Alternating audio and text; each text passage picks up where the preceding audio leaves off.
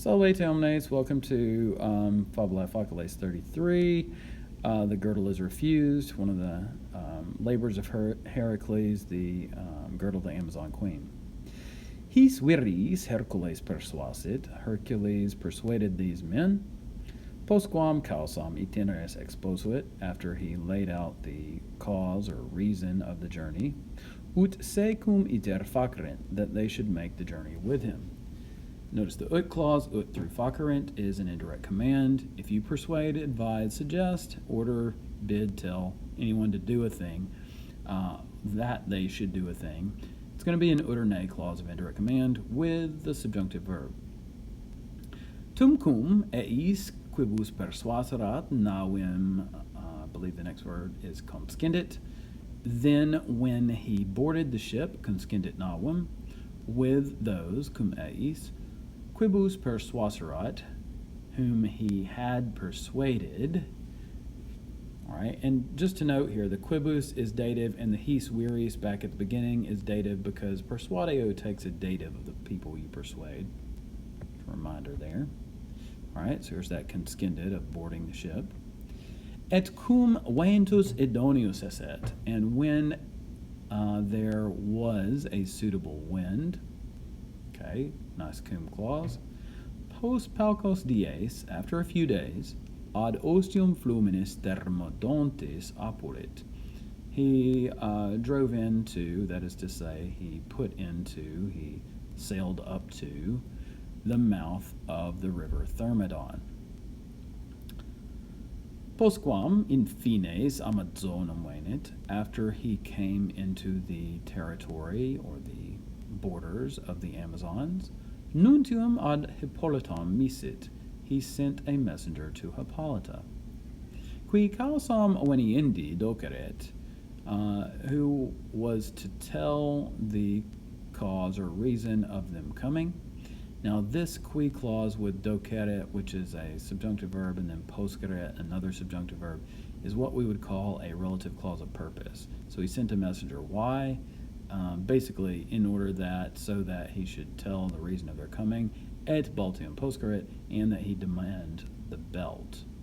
Okay, so the author could have just put ut instead of qui here. But the qui ties it more clearly to nuntium as the person who has to do this, right? Okay, so again, the qui clause is a relative purpose clause. Ipsa Hippolyte, Hippolyta herself, balteum tradere volebat, wanted to hand over the belt, quo de Hercules virtute famam acceperat, because she had received a report about the virtue or the excellence of Hercules. Now, I don't know if this means she's afraid of him or more she respects him. I tend to believe the latter, and I know that from some other versions of this tell. Reliquae tamen Amazones ei persuaserunt. The rest of the Amazons, nevertheless, persuaded her, this is Hippolyta, ut negaret, that she should deny him. Okay, so yes, this is typical in the story that Hippolyta is basically about to give up the belt because she likes Hercules, or maybe she's afraid of him, but usually the thing is she likes him, and then problem arises.